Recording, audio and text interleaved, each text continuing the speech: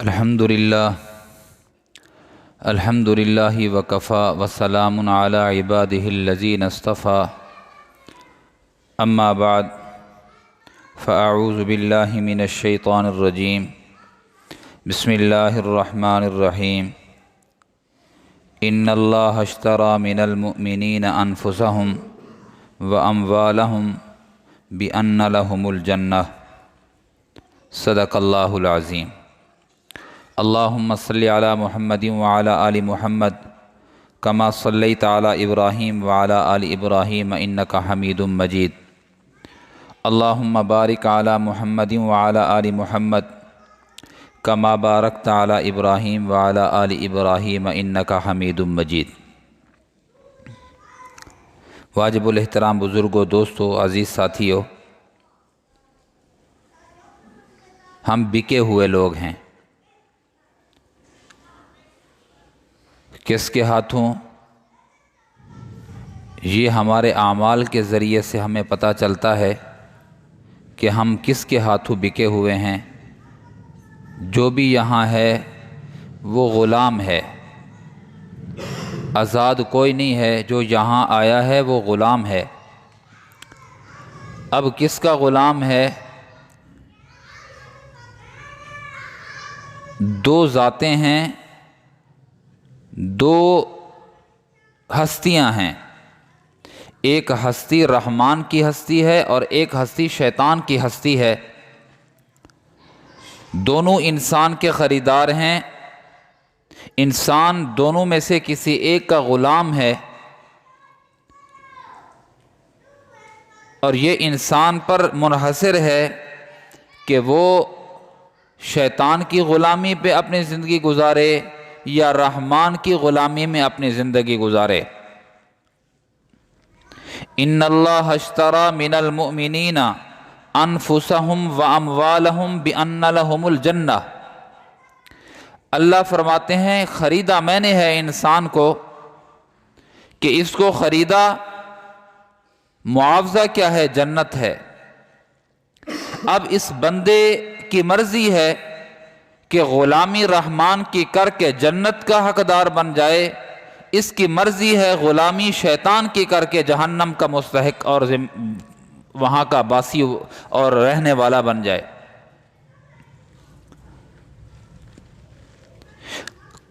کسی نہ کسی کا طوق غلامی کا گلے میں پڑا ہوا ہے۔ رحمان کی غلامی یا شیطان کی غلامی؟ اگر اعمال ستھرے ہیں تو رحمان کی غلامی میں ہے، اگر اعمال ہلکے اور برے ہیں تو شیطان کی غلامی میں ہے۔ غلامی تو ہے۔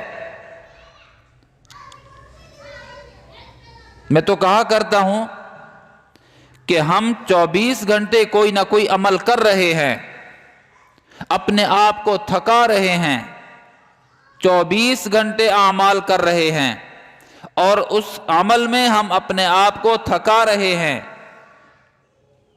کوئی ہے جنت کے اعمال کر کے اپنے آپ کو جنت کا مستحق کر کے تھکا رہا ہے، اور کوئی برے عمل کر کے جہنم میں جانے کے لیے اپنے آپ کو تھکا رہا ہے۔ تھک رہا ہے بندہ، کر رہا ہے بندہ، بڑھ رہا ہے بندہ۔ اب اس کی مرضی کہ کون سے اعمال کر کے اپنے آپ کو تھکا کے اسی منزل کا باسی و مستحق بن سکتا ہے اور بن جاتا ہے۔ تھک رہے ہیں۔ یقین جانیے 60 سال کے بعد، ریٹائرمنٹ کے بعد بھی بندہ تھکا ہوا ہوتا ہے، جس کو کوئی کام نہیں ہے وہ بھی تھک گیا ہوتا ہے۔ تو ہم تھکا رہے ہیں اپنے آپ کو کسی نہ کسی عمل میں۔ میرے عزیزو، وہ عمل یا جنت میں جانے کا مستحق بنا رہا ہے، یا وہ عمل جہنم میں لے جانے کا سبب بن رہا ہے۔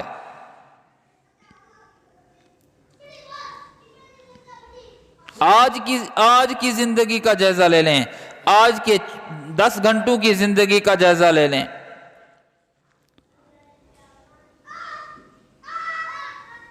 صبح 5 بجے سے لے کر 2 بجے تک کی زندگی کا جائزہ لے لیں کہ ہم نے اپنے آپ کو کون سے عمل کے لیے عمل کر کے کس منزل کے لیے اپنے آپ کو تھکا دیا ہے۔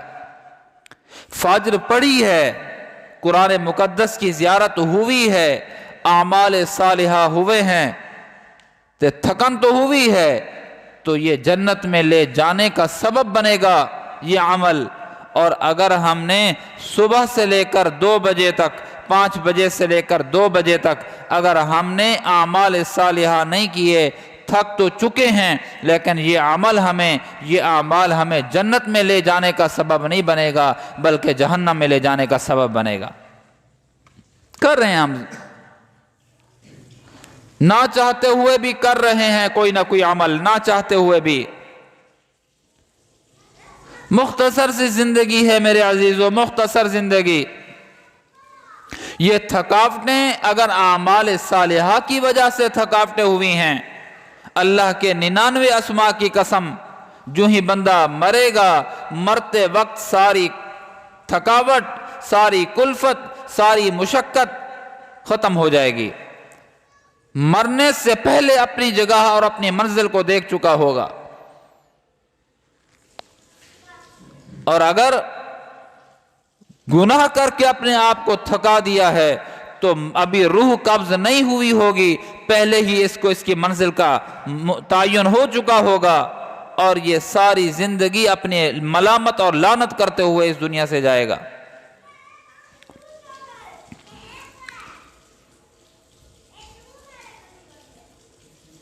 تو کیوں نہ مختصر زندگی میں اپنے آپ کو رب کی اطاعت میں تھکا دیں، محبوب صلی اللہ علیہ وسلم کی اطاعت میں اپنے آپ کو تھکا کر جنت کے مستحق بن جائیں۔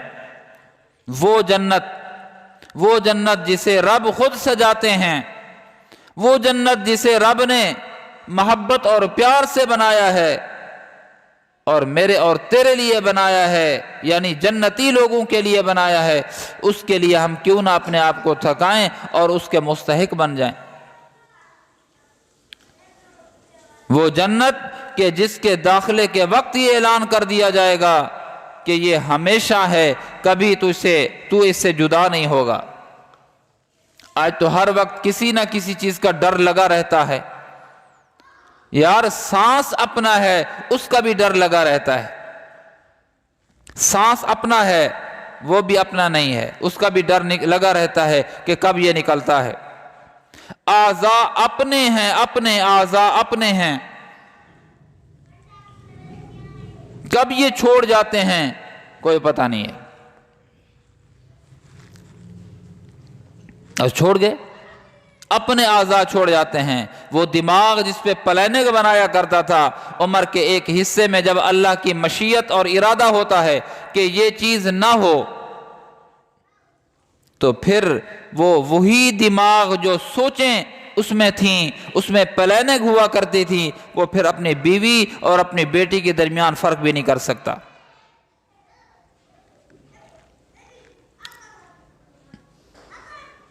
جب انسانی اعضاء مفلوج ہو جاتے ہیں، ہوتے تو اپنے ہیں، وہ کام نہیں دے رہے ہوتے، کام نہیں کر رہے ہوتے۔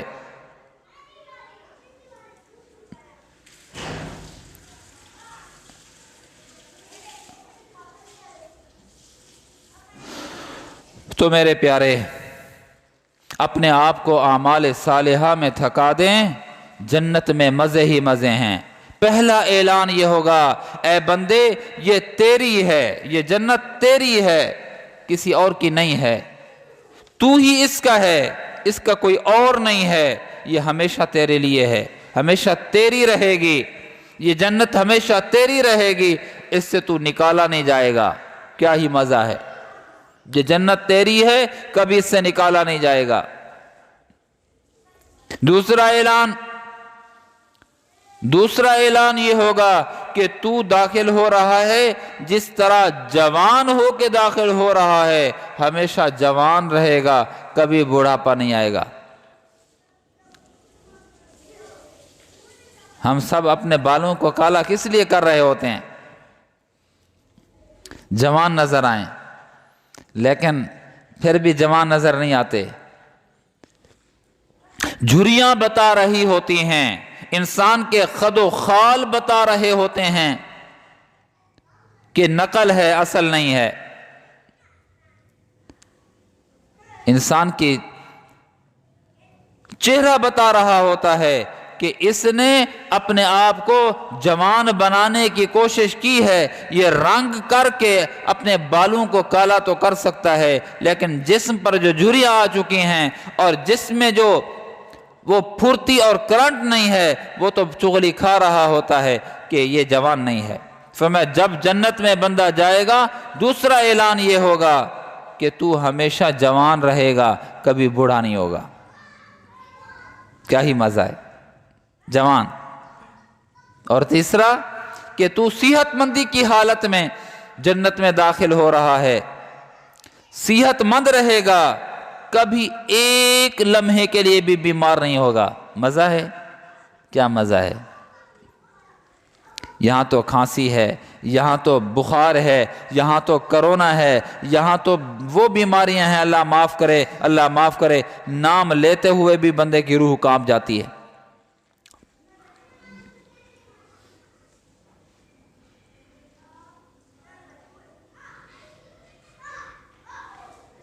تو میرے عزیزو، ایک اعلان اور یہ بھی ہوگا، یہ اعلان ہوگا کہ تو صحت مند رہے گا، کبھی بھی بیمار نہیں ہوگا۔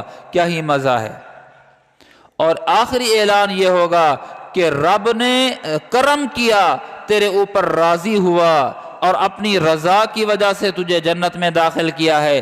اے بندے، رب راضی ہے تیرے اوپر، کبھی ناراض نہیں ہوگا۔ یہاں تو نیک آدمی جو ہوتا ہے، مجھ جیسا گناہگار تو بس چلتا ہی رہتا ہے، بس ٹھیک ہے۔ گناہگار آدمی تو چلتا رہتا ہے، لیکن نیک آدمی بہت زیادہ محتاط ہوتا ہے، قدم بھی پھونک پھونک کر رکھتا ہے کہ رب ناراض نہ ہو جائے۔ رب کی ناراضی سے بچنے کے لیے میرے عزیزو، ہر وہ عمل چھوڑ دیتا ہے کہ جو رب کو ناپسند ہوتا ہے۔ کیا ہی مزے ہوں گے جنت میں۔ جب بندہ جنت میں داخل ہوگا، اعلان یہ ہوگا، بندے، رب نے اپنی رضا کی وجہ سے اب خوش ہو کر تجھے جنت میں داخل کیا ہے، اب کبھی تجھ سے ناراض نہیں ہوگا۔ مزے کر، جو دل چاہے کرتا رہے، کبھی ناراض نہیں ہوگا۔ کیا ہی مزے کی زندگی ہوگی۔ تو تھک رہے ہیں، ہم سارے تھک رہے ہیں، صبح 5 بجے سے لے کر 2 بجے تک تھک رہے ہیں۔ عرض کر رہا ہوں، کوئی نیک عمل کر کے اپنے آپ کو تھکا رہا ہے اور کوئی برے عمل کر کے اپنے آپ کو تھکا رہا ہے، تھک رہے ہیں دونوں۔ یہ تو موت جب آئے گی نا، تو موت آ کر غبار کو ہٹائے گی کہ اس غبار کو، جس پہ غبار ہے، اس کو تو میں گھوڑا سمجھتا رہا اور اس سے پیار کرتا رہا، ہے یہ تو سور اور گدھا ہے۔ موت آ کر بتائے گی۔ ابھی تو ملمہ سازی ہے ہر چیز کی، گدھا بھی گھوڑا لگ رہا ہے، اور بھیڑیے کو ہرن کی کھال پہنا دی گئی ہے، اور ہم بھیڑیے کو ہرن سمجھ رہے ہیں اور اس سے پیار کر رہے ہیں۔ شیطان نے کیا کیا ہوا ہے؟ یہی کچھ تو کیا ہوا ہے۔ اس نے اعمال سوء کو اس نے ایسا مزین کر کے دکھایا ہے کہ ہم بھیڑیے کو ہم ہرن سمجھ رہے ہیں اور اس سے پیار کر رہے ہیں، کوے کو ہم مور سمجھ رہے ہیں اور اس سے اپنے آپ کو خوش کر رہے ہیں۔ یہ تو موت کا جب پہلا جھٹکا لگے گا، موت کے پہلے جھٹکے کے ساتھ ہی ہر چیز بے غبار ہو جائے گی، غبار اتر جائے گا۔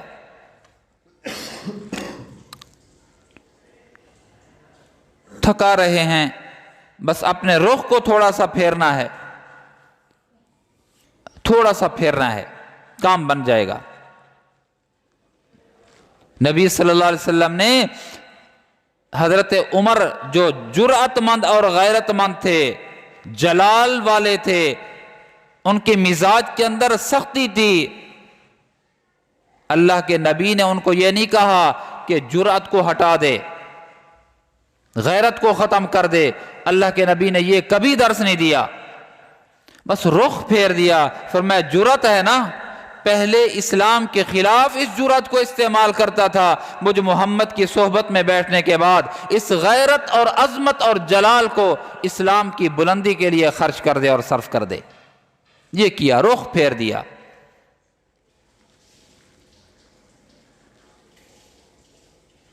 عثمان، علی شجاعت ہے، عثمان سخاوت ہے اس کے اندر، چلا رہا ہے پیسہ، یہ نہیں کہا کہ سنبھال کے رکھ۔ آج کی اصطلاح میں یوں کہوں کہ تجوری پہ سانپ بن کے بیٹھ جا، کیوں فضول خرچیاں کر رہا ہے؟ فرمایا نہیں عثمان، تیرے اندر سخاوت ہے نا، خرچ کرنے کا جذبہ ہے اور ملکہ ہے نا، بس یوں کر لے، اس کو فضولیات پہ خرچ نہ کر، اس کو اسلامیات پہ خرچ کر دے۔ کام چلا، رخ پھیرا بس۔ مرحب کے مقابلے میں علی کرم اللہ وجہہ ہوا ہے نا، تو یہ نہیں کہا کہ حولا ہترک علی، تو میں نہ، اپنی طاقت، اپنے روب، اپنے دبدبے کو اسلام کے لیے خرچ کر۔ ابو بکر، تیرے اندر شرم ہے، تیرے اندر رحم ہے، تیرے اندر حیا ہے، تیرے اندر سخاوت ہے، تیرے اندر سچائی اور صدق ہے۔ فرمایا کہ ان ساری صفات کو دین اسلام پہ قربان کر۔ تو رخ کو پھیرنے کی ضرورت ہے۔ جب رخ پھر گیا، کام بن گیا۔ سب ہم غلام ہیں، غلام، ہمارے گلے میں غلامی کا توق ہے۔ عرض کیا ہے کہ یا رحمان کے غلام بن کے زندگی گزاریں یا شیطان کے غلام بن کے زندگی گزاریں، چوائس میری اور آپ کی ہے، اپنی ہے۔ فمن شاء فلیؤمن ومن شاء فلیکفر، تیری مرضی ہے، تجھے اختیار دیا ہے خلاق کے عالم نے، تو کفر اختیار کر، چاہے تو اسلام کا بہترین ستون بن کے زندگی گزار، رب نے اختیار دیا ہے۔ تو کعبہ خانے میں جا یا بیت اللہ کی جانب جا، یہ تجھے رب نے اختیار دیا ہے۔ جب تو کعبہ خانے اور چکلے کی جانب جائے گا، رب ایسا نہیں کرے گا کہ تیرے پاؤں کو مفلوج کر دے، ایسا نہیں کرے گا۔ جا، اختیار ہے تجھے۔ دار المحن ہے، امتحان کی جگہ ہے۔ فمن شاء فلیکفر فمن شاء فلیؤمن ومن شاء فلیکفر، فرمایا تیری مرضی ہے اسلام کو قبول کر لے، تیری مرضی ہے کفر پہ آ جا، اللہ کو پسند نہیں ہے، لیکن یاد رکھ انا اعتدنا للظالمین نارا احاط بہم سرادقها۔ ہاں، فرمایا کہ اگر تو نافرمانی کرے گا تو جہنم تیرا ٹھکانہ ہے۔ اللہ کے لیے اپنے آپ کو نیکی کے لیے تھکائیں، اللہ کے لیے تھکائیں اپنے آپ کو۔ ہم بکے ہوئے لوگ ہیں، ایک چھوٹے سے بچے سے لے کر بوڑھے تک بکے ہوئے ہیں، ہمیں رب نے خریدا ہے۔ ان اللہ اشتری من المؤمنین انفسہم واموالہم، یہ نفس تیرا نہیں ہے، یہ مال تیرا نہیں ہے، اللہ نے اس کو اشترا خرید لیا ہے۔ اللہ بدلے میں کیا دے گا؟ بِأَنَّ لَهُمُ الْجَنَّةِ، فرمایا تجھے جنت میں عطا کر دوں گا، ایسی جنت کے جو تیرے نام ہوگی تجھ سے کبھی چھین نہیں سکے گا کوئی۔ چاہتے ہیں نا ہم سب جنت، تو نیکی والے اعمال کریں، اپنے آپ کو تھکائیں تاکہ جنت کے مستحق بن جائیں، ہم اللہ کی غلامی میں آ جائیں، بندوں کی غلامی سے نکل جائیں گے۔ اللہ مجھے آپ کو عمل کی توفیق نصیب فرمائے۔ وآخر دعوانا الحمدللہ رب العالمین۔